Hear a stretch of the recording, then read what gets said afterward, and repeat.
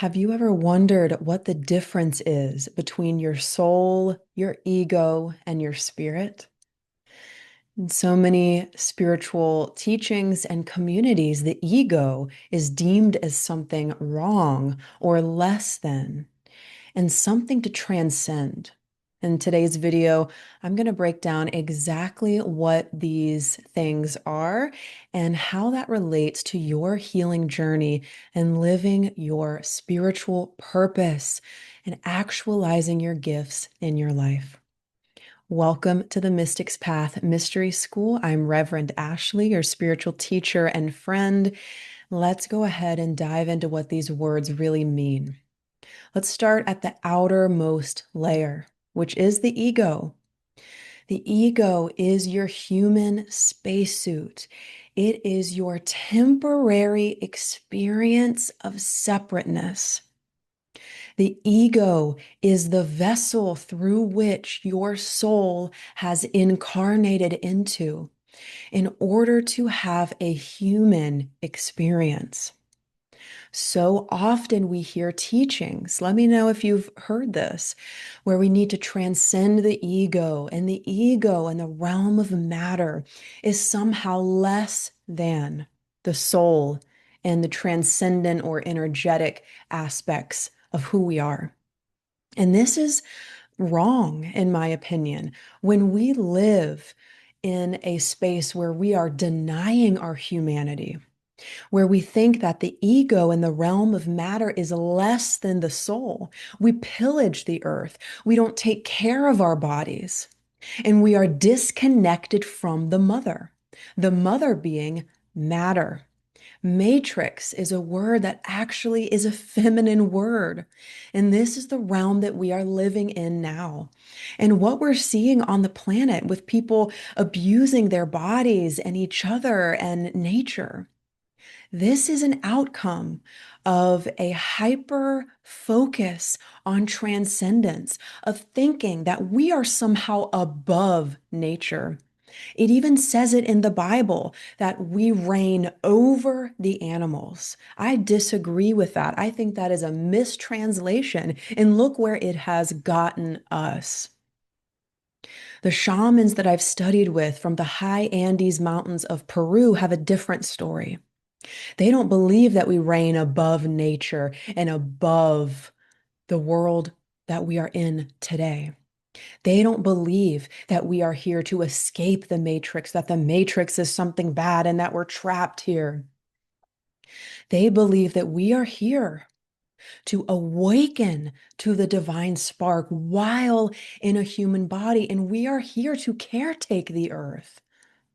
We are here to develop deep love and have a relationship with the mother matter.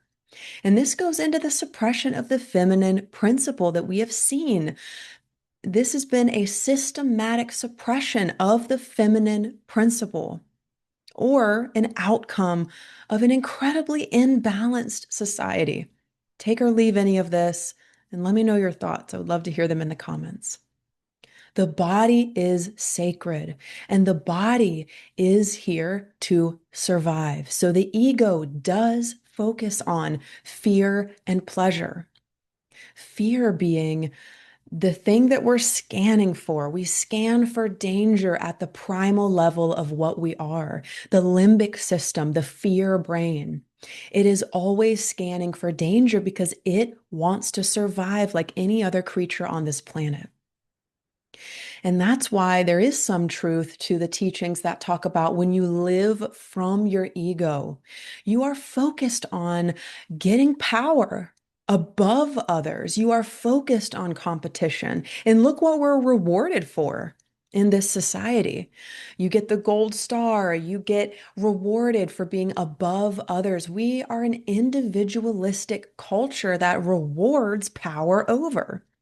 In the spirit world, there is no hierarchy. There is only vibration. So, in the truth of things, the ego is not less than the soul. It's not beneath the soul. It is actually an amazing instrument through which we get to have an authentic human experience, which is what we came here for. The ego is the temporary experience of having a separate identity.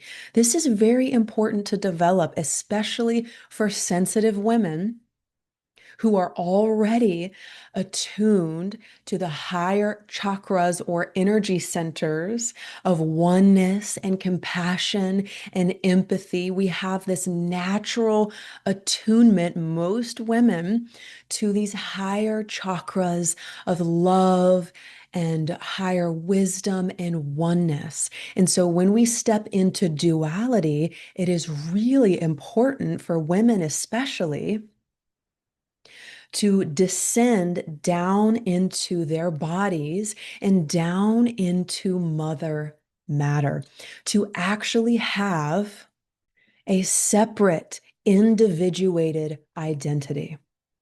Because if you don't have a separate, individuated identity, you will be swept up in oneness. You won't know who you are. You won't know where you stand. You won't know which direction to take. You're swimming in a sea of oneness. You're pulling all the tarot cards. You're connecting to all the angels, but you don't know how to make money. You don't know how to decide what you want. You struggle with your independence in the way of knowing who you are as a separate, individuated self. And this is the solar plexus chakra. So it's very important for women, especially, to develop a sense of identity that is separate from your bloodline, that is individuated from culture. Who are you? This is so important. And I'm still on the path of discovering who I am. What is my identity? And it's not about having this fixed identity where you never change, you never grow, right? That's its own problem. Balance is the key. We want to adapt and have this flexibility with who we are. We want to tell an original story of who we are. The shamans that I've studied with would say they look into the mirror in the bathroom in the morning going to brush their teeth, and they say to themselves, I don't know who I am today, but I'll brush your teeth anyway. And that is about being flexible with your identity.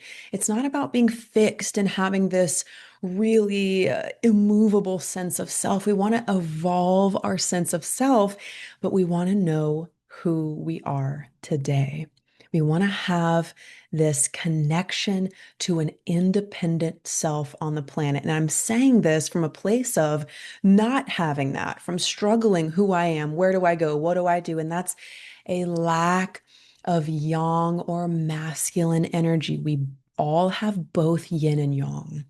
And the masculine energy is more connected to direction, logic, and where you are headed in terms of getting from A to B. What is your goal? Having clarity about your direction. These are masculine principles within all of us. The feminine is more so about submersion into oneness, empathy, psychic abilities, reading between the lines. And we have been conditioned as a society to favor the masculine energies, to favor knowing and getting from point A to point B. But the feminine is a deeper experience of life where you are feeling your way through, where there's mystery and awe, and there's emotions, and there's movement in your body and transformation. And it's this aliveness, this feeling state that moves you in and out of experiences, and you feel your way through. One without the other is incomplete. Now, the soul. The soul is the carrier of all of your information. The soul carries who you are, where you've been in energy form. The soul doesn't manifest into time, but it does manifest into time in the sense of the creation of your body. The soul chooses the parents and chooses the mission and chooses what you will step into.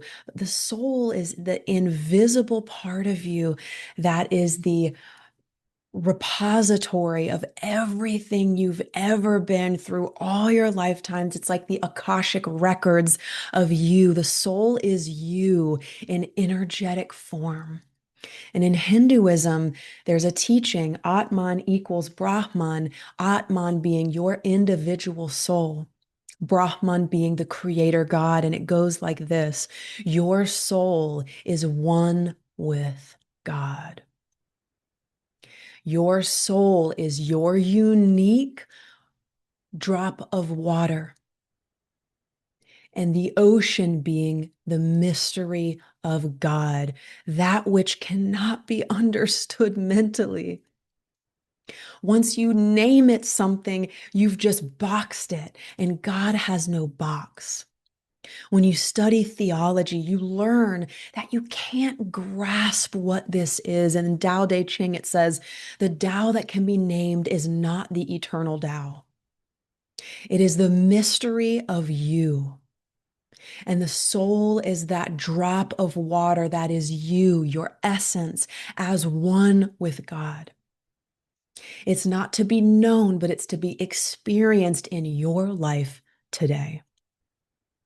The soul is you. This is the true self, the self that is always a yes to what you experience.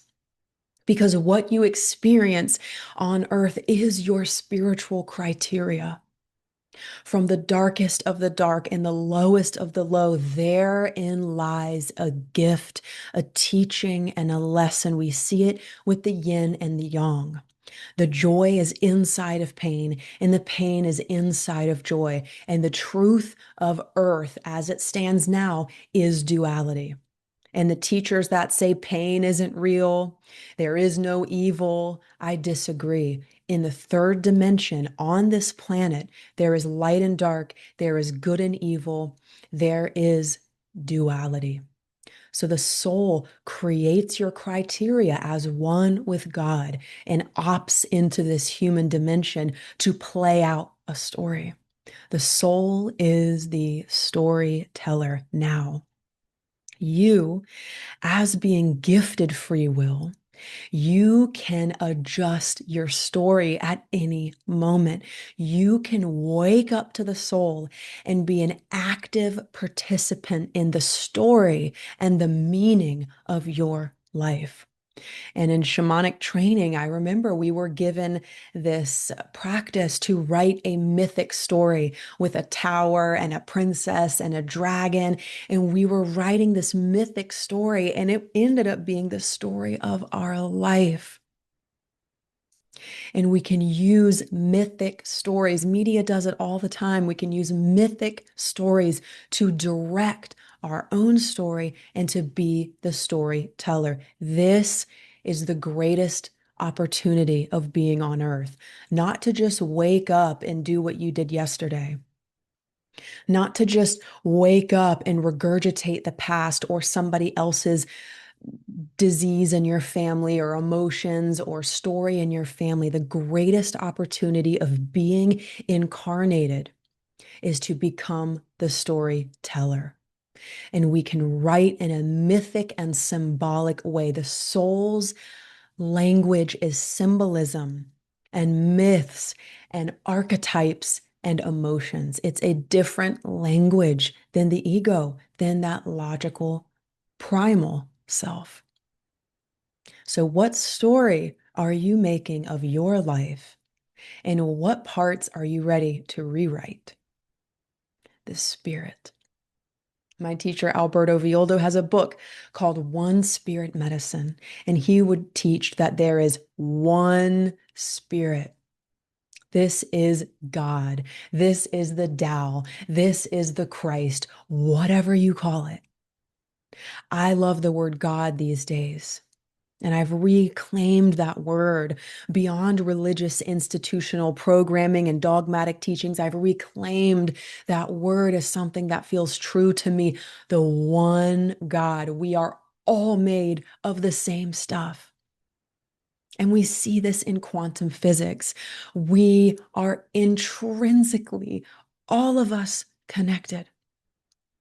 And what you do today affects your bloodline and everyone around you. We see this in quantum physics where you can split an atom or a molecule or something. You can split something, throw it across the world, and what you do to that one thing absolutely exactly is mirrored in the one that you've just tossed across the world. What you do affects everyone. And this is the mystery that scientists don't fricking understand about the quantum reality. Indra's net, the butterfly effect. One flap of a butterfly wings creates a tsunami somewhere else. One moment of you choosing love over fear affects everyone. Carl Jung spoke about this in terms of the collective unconscious. This is a web of consciousness that we all share. And when we talk Buddhism and being a bodhisattva, somebody who isn't just here to receive their awakening and move on, that's the small raft or Theravada Buddhism, where your goal is to awaken and move on in an independent fashion. I would argue there's no such thing. Mahayana Buddhism, or the large raft, is about this bodhisattva way, which is no soul left behind. Until every blade of grass is awakened, I will stay with my human family and awaken so that we can all heal together. When you choose love over fear, when you do the right thing for you, you impact everyone around you and the entire world. That smile you make at a stranger, that compliment you share, that video you post that you don't think anybody's going to listen to. I struggle with that as well. Oh, who cares? And it's not going to work and nobody cares. I still hear that voice. Why would you go and teach? And you know what I love to do? Teach. I've loved it since I was a child. I was obsessed with whiteboards.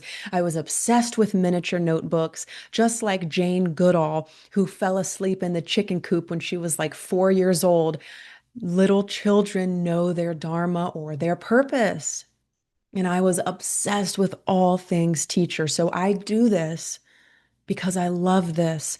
And I know that somebody might hear this and it can serve them and awaken them and help them heal deeply so that we all heal together. No soul left behind. Christ said it himself. Everyone is redeemable. There is nothing too far out. There is no one and nothing that is left out of God's love. If God is oneness, then everybody has the opportunity to reignite and reunify their divine oneness. Now, remember, we are so powerful and we have free will. We can turn away from our source. And that is what we see with evil. We see that people have turned away from their source. And so they have to feed on other people as a way to sustain themselves. They have to feed on life. They have to be a destroyer of life so as to sustain themselves. So, in this moment, may we take a deep breath and expand our capacity to be love. That is your task, and mine too. Thank you so much for joining me today. Like, subscribe, all the things. Leave a comment below. I love to hear from you. Let's grow this community together. I love being here with you, and I will see you in the next video.